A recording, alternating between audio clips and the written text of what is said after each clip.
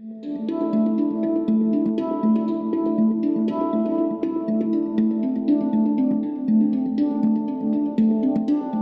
let me talk about Emmett Till.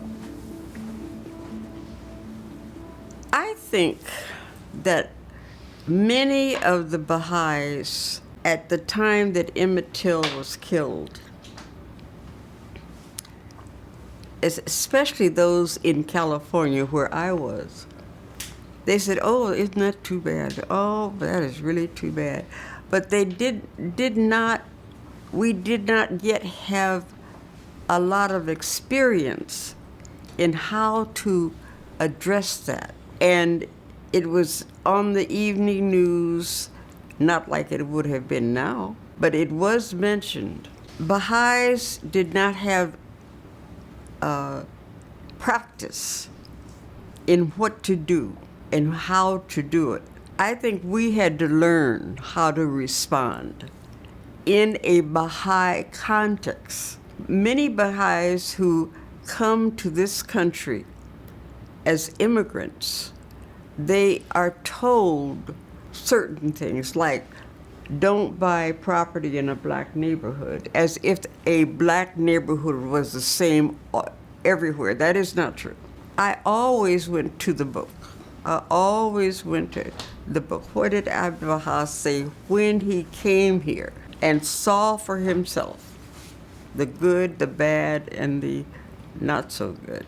So I use his words to deal with this problem. And as a Baha'i on local assemblies, after we had gone through so much with the death of Martin Luther King, at that time, I talked about what Abdu'l-Baha said and what we needed to do. I felt like I should do it because there's so many things that we get wrong. For instance, the idea of assuming that black people, their lives, that their experiences, and who they are true according to Hollywood. Black people know those. That's just a story. That's just a story. It does not relate to all of the different experiences that we have. The idea of us not bringing forth what our writings say and just kind of hanging back when we should be pushing forward. The only answer to the race problem in our country is the teachings of Baha'u'llah and Abdu'l-Baha and Shoghi Effendi and the Universal House of Justice. Abdu'l-Baha came to this country and demonstrated for us how it should be, how we should teach. And one of the things I'd like to say is he didn't tell me to be white, and I'm not. And I'm not ashamed of being black because that's what God made me. And I think that when I say that, I have no hostility in my heart. It's a fact. I do want to live up to the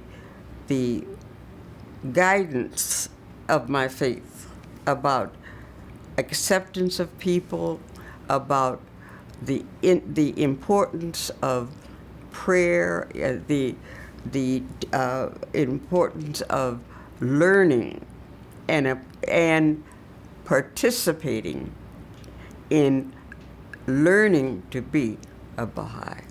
We know those, but do we really practice them?